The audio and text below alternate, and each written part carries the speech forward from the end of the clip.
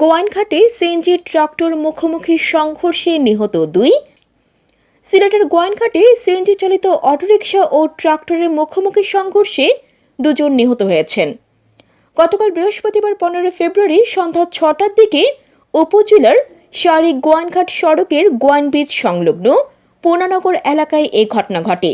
এই ঘটনায় আরও 7 জন গুরুতর আহত হয়েছেন। নিহতরা হলেন উপজেলার কর্ণী গ্রামের ইসমাইল আলী ছেলে নজরুল ইসলাম ও উপজেলার লেঙ্গুডা গ্রামের আরফান মিয়া ছেলে জসির উদ্দিন।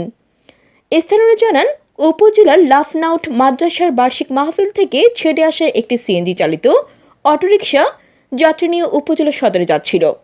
পথে সিএনজিটি পূর্ণনগর এলাকায় পৌঁছলে অপর দিক থেকে আসা একটি ট্রাক্টরের সাথে মুখোমুখি সংঘর্ষ হয়।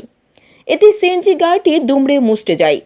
ঘটনাস্থলে ট্রাক্টর ও সিএনজি চালক সহ 9 জন গুরুতর আহত হন। তাৎক্ষণিকভাবে স্থানীয়রা তাদেরকে উদ্ধার করে হাসপাতালে নেওয়ার পথে নজরুল ইসলাম মৃত্যুবরণ করেন।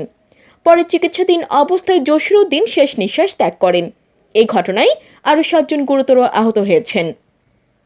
আহতরা হলেন হুসুই মিয়ার ছেলে আলিম উদ্দিন, রহমতুল্লাহ ছেলে রায়হান এবং রায়হানের বাবা রহমতুল্লাহ, রাধানগর দুভাগ এলাকার আব্দুল খালেকের ছেলে জসিম উদ্দিন ও আব্দুল মহল গ্রামের আব্দুল মুতলিবের ছেলে মারজান আহমদ।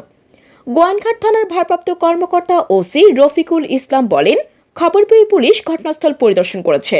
এই ঘটনায় আইনগত ব্যবস্থা নেওয়া হবে। জান্নাতুল আফসানা, নিউজ ডেস্ক।